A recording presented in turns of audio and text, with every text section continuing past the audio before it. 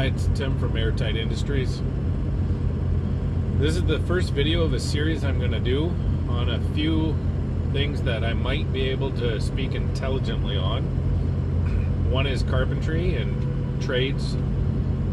Second is contracting. And the third is home building and home ownership. And those things are the overview, but not necessarily in the order that we're going to talk about it. So the first video, what I want to touch on is some of the subject matter that I feel that I'd like to share on. So first thing up, when I was young, I got into the trades. It didn't come from a trades-based background, and learned everything. So you learn slower. You learn slower than you'd like. And what I want to do is kind of share what I wish I had known when I was young, so that you can have an understanding of how things work. If you're young, and when I say young, I mean like 19, 20, I'm doing this for you. I want to tell you how I have found the business to work. I got about 18 years experience in it now, and if you ever have an opportunity to remove the mystery of how something works, then you're always in a better spot. So it could be boring, but I want to share with you some of the things that I found how business is, and hopefully it benefits somebody, and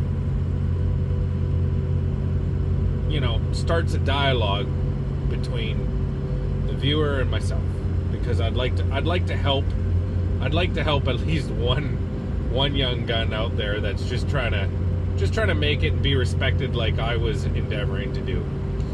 So with all the promises, I guess I should share something pertinent. I want to keep these videos very short. So what would be the one thing that mistake that I made, or thing that took me a while to realize? Number one thing you got to know when you're young is you need to be solving somebody's problem. And this isn't just for trades, it's for any kind of working environment. Basically, if you're young and you've been hired in the trades, it's usually because you're best suited because you're available, okay? And people are overlooking other things. So you need to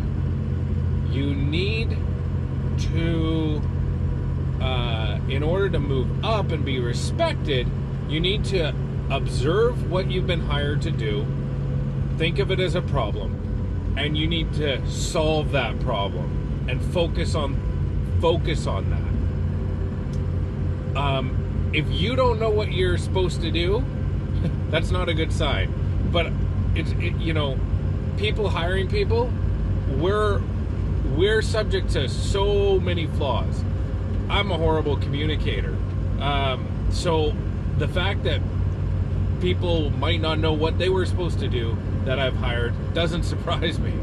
But if you want to leg up and you're young, observe and figure out what the problem is that you're there to solve, and solve that problem. That's going to give you worlds of opportunity. Anyway, that's the first thing that I learned the hard way, and that I've observed over my tenure as a contractor. I only hire people to solve problems, and if they don't solve the problems that they were hired for, sometimes it's my fault, sometimes it's their fault. It's just a matter of time before I resolve the situation by moving forward in a different direction or with a different person. So I'll leave it there for this one. This one's way too long at 5 minutes, but a bit of an intro. Hit me up on the next one where I'll have something a little more polished, a little more poignant, and I'll catch you then. Airtight Industries. It's Tim checking out.